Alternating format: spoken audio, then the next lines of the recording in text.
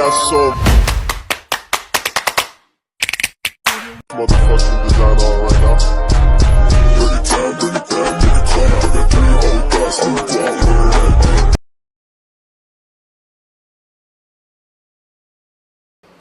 Court is on the record in City of Conneaut versus Ricky L. Harris, case number 25 TRD 28. This case is set for a plea hearing today. It's actually set for a jury trial this coming Thursday of this week. The court received a notice in motion filed by the defense this past Friday, July 18th. And the court went ahead and hurriedly scheduled a plea hearing for today. Pending against Mr. Harris is a charge of failure to stop after a non-public road accident, a violation of Section 335.13A1 of the Conneaut City Ordinances, a first-degree misdemeanor. Mr. Harris is present. He's accompanied by his attorney, Philip Heasley. Also present is Law Director John Lewis. Mr. Lewis, the court has received a status report. Thank you, Your Honor. The offer that we have discussed here, should the court be willing to accept this, would be an amendment of the charge to the charge of failure to stop after an accident involving the property of others. It is still a first-degree misdemeanor, and that is under Ordinance 335.14A. The difference between this charge and the original charge is that this charge does not carry a mandatory license suspension. I discussed this amendment with Destiny Kreider. She is the individual whose car was struck back in December 21st of 2024, actually. I discussed it with her. She was not concerned about the license suspension at all. All she's asking for is restitution for her vehicle that was damaged. I have for the court an estimate from West Penn Collision.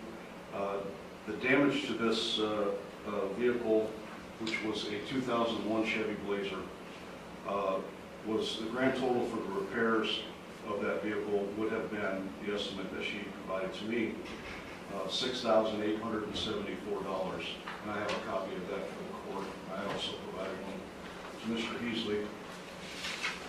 The Blue Book value of the vehicle as of July 16th of 2025 is $1,665, and I have a copy of that also for the court and for Mr. Heasley. So what she's asking for is restitution in the amount to be ordered, excuse me, $1,665 in restitution. The city is recommending probation, whatever fine the court deems appropriate, court costs along with that restitution to Ms. Kreider. She's present in the courtroom, Your Honor, and she is in agreement with the offer that I've just discussed. Thank you. Thank you.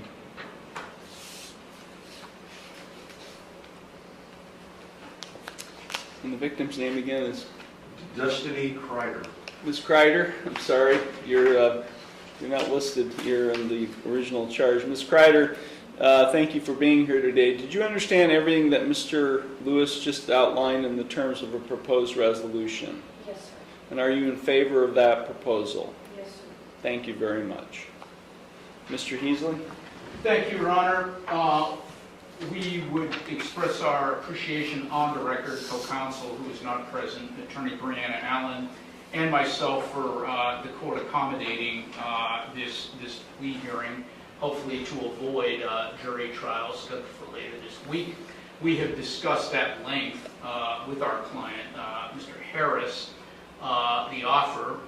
He very much wishes to resolve this matter, Your Honor, along the lines of the stated plea offer, although he is aware that this court does not have to follow such plea agreement. The main difference being, as Mr. Lewis, I think, indicated, The difference is between a mandatory license suspension under the original statute, or in this case, Conneaut ordinance, and the amended one, which involves an accident involving property rather than something other than that. We have communicated the offer. I've communicated the offer to Mr. Harris. He's aware of his rights regarding trial, which hopefully will not be necessary, and we are prepared to proceed, Your Honor. Thank you very much with the plea. Thank you. Thank you.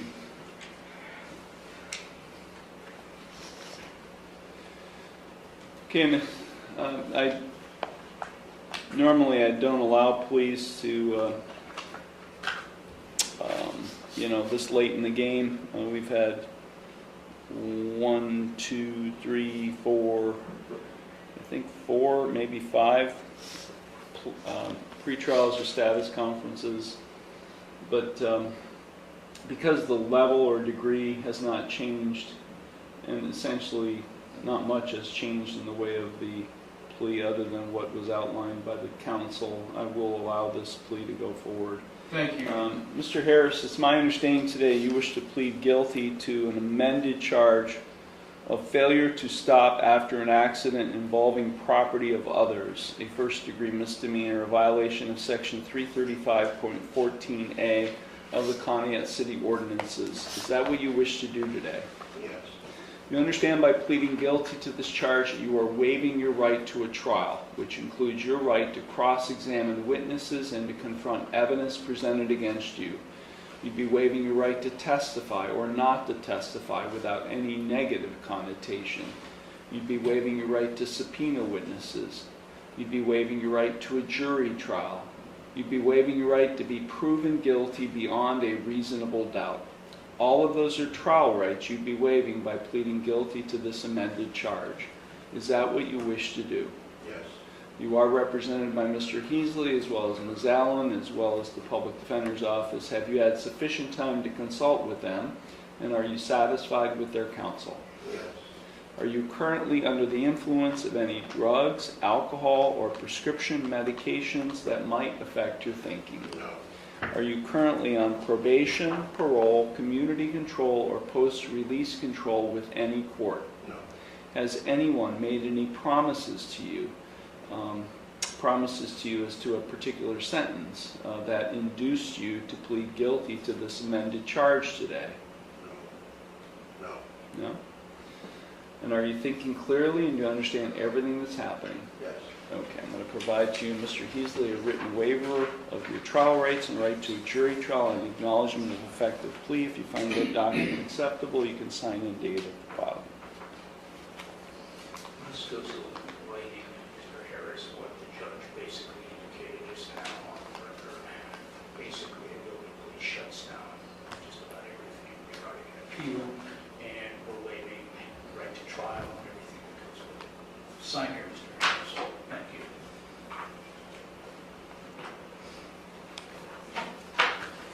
Mr. Harris and myself have executed the waiver of trial rights and right to a jury trial and acknowledgement of effect of the plea in this instant case, handing it to the bailiff. Thank you very much. Thank you. The court does find that the waiver has been signed and submitted, signed in open court.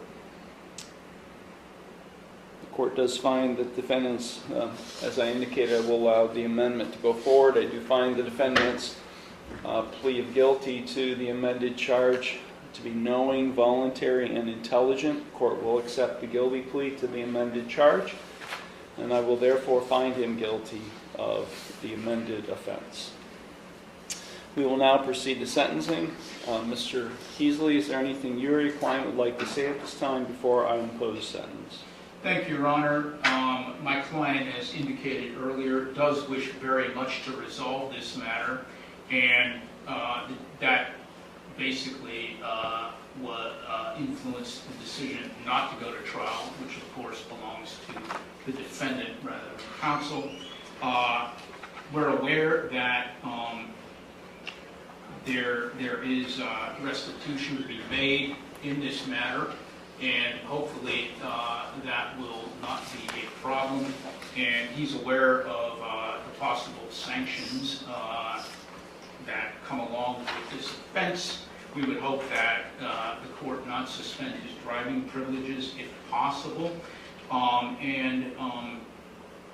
Where he's aware the court does not have to go along with the agreement, although we would hope that the court would. And once again, we appreciate the opportunity to plead to the lateral offense, same degree, that was afforded us in this hearing. This incident happened last December, Your Honor. Mr. Harris has not reoffended in any way, and he is not likely to do so at any time in the future. Thank you very much. That's all. Thank you. Mr. Harris, is there anything you would like to say at this time before I impose sentence? I'm not sure I'm allowed to say, so I just hope I can keep all these things, so I don't know what I can say, so. Okay. That's all? But yeah. Okay. Okay. Mr. Lewis? Thank you, Your Honor. Just a real brief recitation. Back on December 21st, Ms. Kreider's vehicle was parked in front of her residence in the street. It was struck by another vehicle. Officers investigated the matter, determined that the vehicle belonged to Mr. Harris, and at that point in time, they found pieces of the vehicle that were there, including a piece of a Cadillac grill ornament, and they matched it to the front of Mr. Harris's vehicle, and it fit. The piece of the Cadillac grill ornament fit perfectly, so that's how it was determined that Mr. Harris's vehicle was involved in the accident. Other than that, Your Honor, like I said earlier, all Ms. Kreider is really concerned with would be the restitution amount that we discussed previously of $1,665. She currently is she's been without a vehicle, I believe, since this accident happened. Is that correct? She's been without a vehicle this whole time. Thank you, Your Honor. Thank you. Ms. Kreider, is there anything you would like to say at this time before I impose sentence? No? Okay. Thank you. So I think if there's a restitution component being included in, it seems, because this was not a citation that was issued, this was a complaint filed by the law director, so I can't tell from the paperwork filed with the court whether he had insurance or not, but I'm assuming since restitution is a component of the sentence that there was no insurance? I wasn't the one driving it, so Was there insurance on the vehicle? I don't know. I didn't do it, so I don't know. I didn't have the car in my possession. Help me understand this. What does he mean by he didn't do it? It was I'm sorry. We were prepared, Your Honor, although he does wish to resolve this matter, according to the offer which was just recently extended to us, with trial on this matter. But he has waived his rights to... I understand. Just tell me what happened.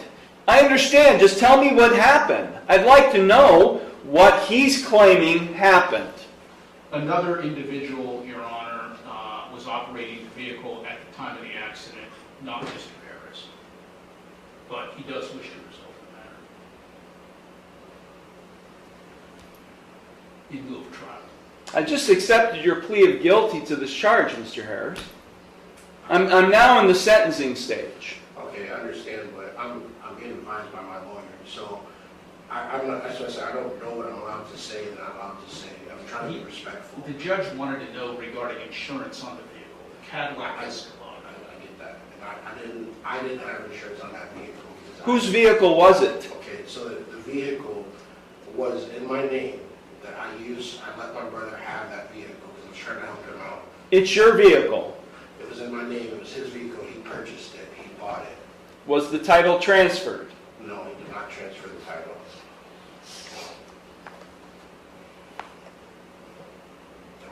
continue to talk or you want? You can talk to your attorney. I'm trying to pull teeth here about what happened. I mean, I'm sentencing you, and I don't have all the information. Okay? Was he in the car? No. I feel like I'm cross-examining him. Was he in the car at the time? No, sir.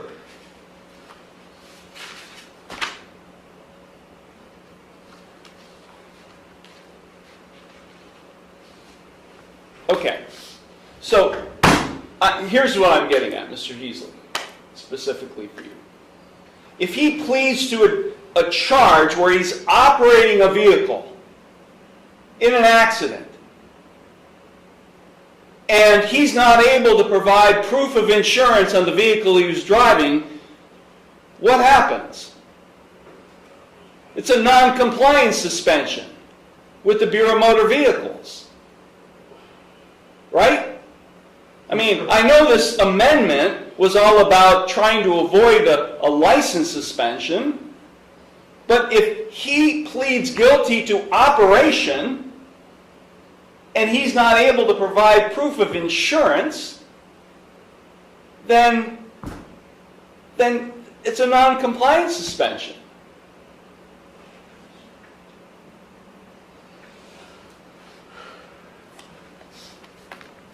Right?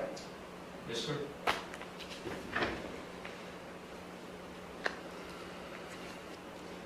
Do you have the restitution to pay today? No, sir. How long will it take you to get it, Mr. Harris? About a month, maybe a month. This case has been pending since December. You haven't been setting any money aside for that possible consequence? I'm living paycheck to paycheck. Okay. I have 5 kids, which I'm sorry, Mr. Harris, I'm but take a look behind you. I didn't do it You just pled guilty to it. because I'm being advised by my attorney. I asked last time I was here, I asked if I could talk. I mean, no one's letting me talk. Well, we've got an appeal issue right now. We got an ineffective assistance of counsel claim right now. And I'm not going to allow this thing to go up on appeal, and you guys spend all kinds of time dealing with an appeal. I'm going to leave. And you guys are going to talk about this, and then we're going to resolve it, because I'm not sentencing right now. Because I'm not going to allow you to waste your time having to deal with an appeal on an ineffective assistance of counsel claim. This case is going to a jury trial. I'm vacating the conviction. This case is going to a jury trial on Thursday. You want your trial? You got it, Mr. Harris. This case is being vacated. I'm sorry, Ms. Kreider. This case is going forward to a jury trial. I'm vacating the conviction, and we are not proceeding the sentence. This is